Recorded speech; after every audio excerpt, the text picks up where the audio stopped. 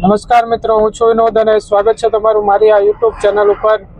તો જો મિત્રો પાછા આપણે એક નવી મુસાફરીએ નીકળ્યા છીએ અને આજે આપણે છીએ આ ધોળકાની અંદર મિત્રો, અને આપણે જવાનું છે આ વહુઠાના મેળાની અંદર કે જ્યાં 7 નદીઓનો સંગમ થાય છે। તો બતાવું તમને મિત્રો આ વહુઠાનો મેળો અને એની માહિતી આપું છું। તો બન્યા રહેજો મિત્રો વિડીયોની અંદર।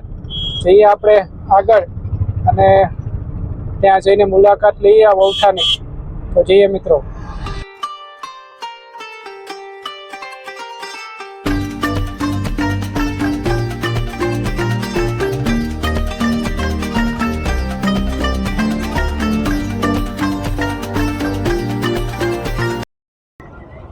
જો મિત્રો પહોંચી ગયા આપણે આ વહુઠાની અંદર, અને આવું કંઈક છે અહીંયા। જો આ પાર્કિંગની આ બાજુ આવી વ્યવસ્થા છે જો તમે, અને 7 નદીઓનો સંગમ છે મિત્રો, એ પણ તમને બતાવીશ। એટલે કે અહીંયા કુલ 7 નદી નથી જોડાતી, પરંતુ આગળથી એને બધી મળતી આવે છે, અને એ રીતના 7 નદીઓ છે।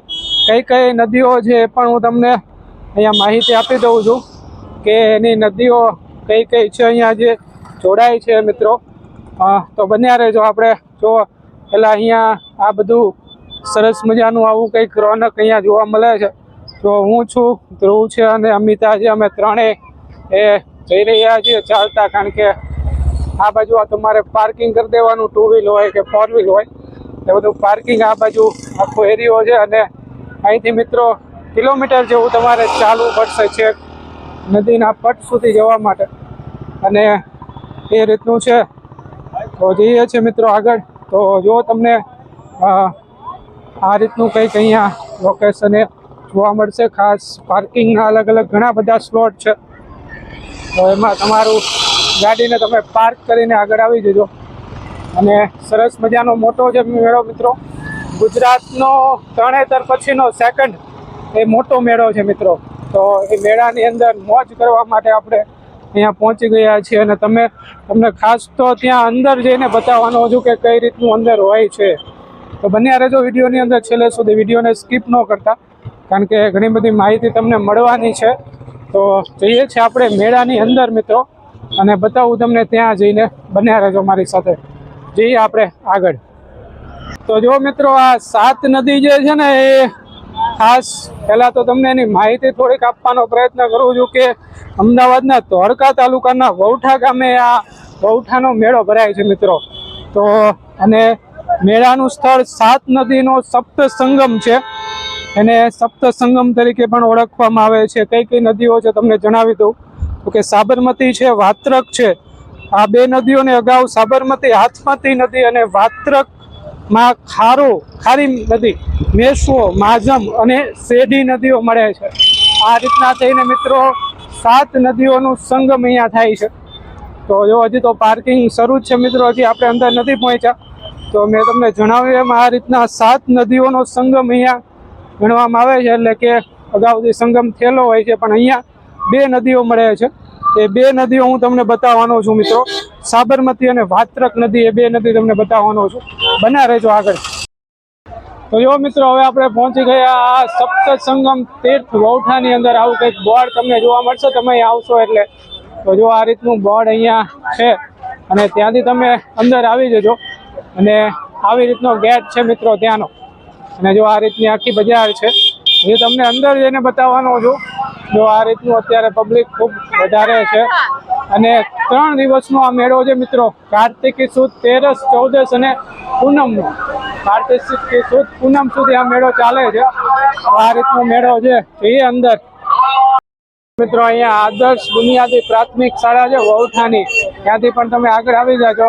જો અહીંયા આવા બુદ્ધિ કે બાલ જેને કહીએ છીએ એવું અહીંયા મળશે। જો આ પણ તમે લઈ શકો છો અહીંયા, અને આ રીતનું આખું છે। જો બધી વસ્તુઓ તમને અહીંયાથી મળશે, એ પણ તમે લઈ લેજો। જઈએ હજી આગળ।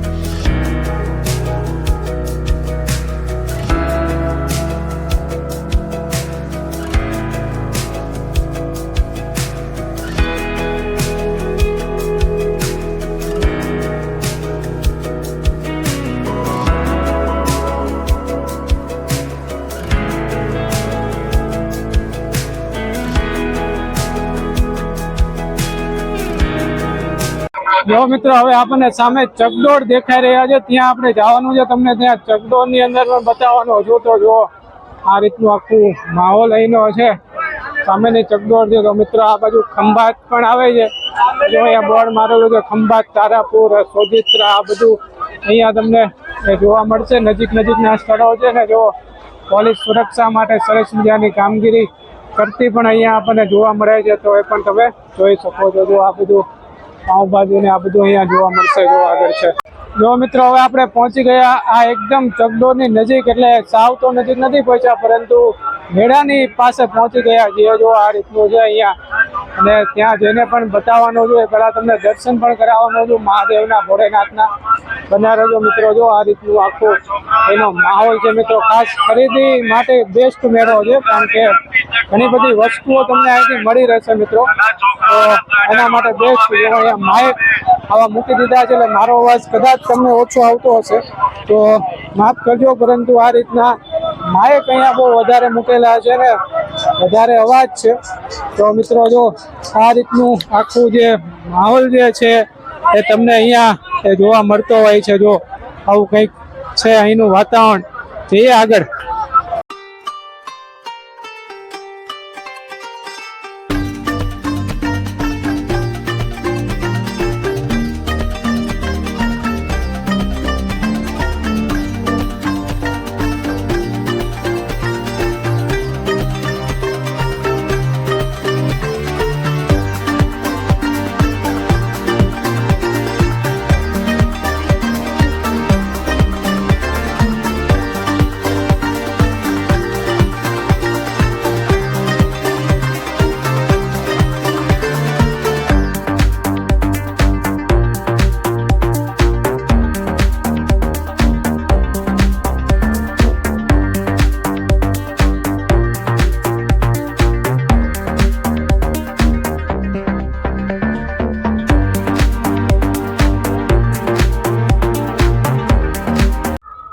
જો મિત્રો આ તમે જોઈ રહ્યા છો એ જે આ સંગમ છે મિત્રો, બંને બાજુથી જે નદીઓ આવે છે ને આ બાજુ આખો મેળો છે, તમે પાછળ જોઈ રહ્યા છો એમ.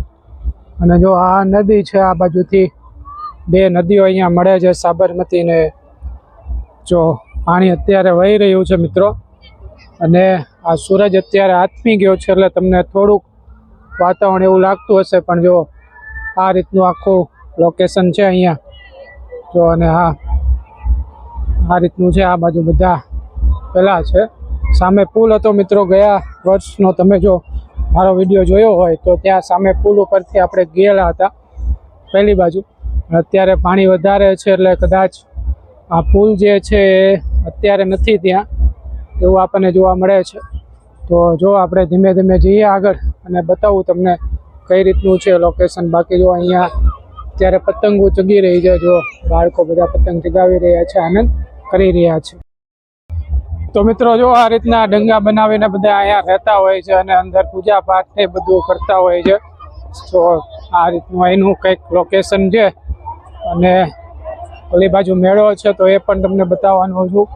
બતાવ્યો મેં તમને. જો અહીંની રેતી કંઈક આવી છે મિત્રો, સફેદ કલરની, ખૂબ જ સરસ મજાની રેતી આ જોવા મળે છે. અને આ બાજુ સામે આ નદી છે, અને જઈએ આપણે ધીમે ધીમે અહીંથી ચાલતા જઈએ છીએ મિત્રો આગળ. આ રેતીમાંથી ચાલવાની ખૂબ મજા છે, અને આ રીતના અહીંયા બધા એ છે. જો કે આ રીતનું વાતાવરણ અહીંનું એ છે મિત્રો. જઈએ આપણે આગળ, બતાવું તમને આગળ જઈને. એ જે પુલ હતો એ તૂટી ગયો છે મિત્રો, સામે જો અહીંથી તમને કદાચ દેખાતું હશે, ત્યાંથી પણ તમને બતાવીશ. તો જો આ રીતનું કંઈક અહીંયા છે, અને ખૂબ આનંદદાયક વાતાવરણ પણ છે. જો મિત્રો અહીંયાથી સામે તમને બતાવી દઉં, ત્યાંથી પુલ હતો, અત્યારે નથી મિત્રો, તૂટી ગયેલો છે. તો આ રીતનું કંઈક માહોલ છે, અને અત્યારે લગભગ કામગીરી શરૂ છે આ પુલ બનાવવાની. કદાચ સામેની બાજુ જો તો એ તમને કદાચ આવતીકાલ સુધીમાં જોવા મળે આ પુલ. તો જો આ રીતના છે, અને સામેનું કંઈક લોકેશન આવું છે. જો આ બાજુનું તો જો આ નદીઓનો સંગમ છે મિત્રો. પાણી ખૂબ અત્યારે ગંદુ છે, કારણ કે સાબરમતી પેલી બાજુથી આવે છે બધા જે ઉદ્યોગો છે આપણા બધા ત્યાંથી, એટલે કદાચ ગંદુ પાણી હશે. આ બધા કારખાનાનું પાણી અહીંયા છોડતા હોય છે અને આ બધું અહીંયા આવું થઈ ગયેલું તમને જોવા મળશે મિત્રો. જો આ રીતનું કંઈક માહોલ છે અત્યારે અહીંનો. એક ત્યાં હોડી પણ પડેલી છે જો સામે, એટલે ત્યાં અંદર બોટિંગ, એટલે ટૂંકમાં કોઈ તણાઈ જાય તો એને બચાવવા માટેની કામગીરી પણ ત્યાં થઈ શકે છે. અને જો અહીંયા આ રીતનું છે આખું લોકેશન. તો અત્યારે આપણે પેલી બાજુ તો નહીં જઈ શકીએ, પરંતુ અહીંથી આપણે ત્યાં મેળા તરફ પ્રયાણ કરીએ અને જોઈએ મિત્રો આગળ શું છે ત્યાં સામે જઈને જોઈએ.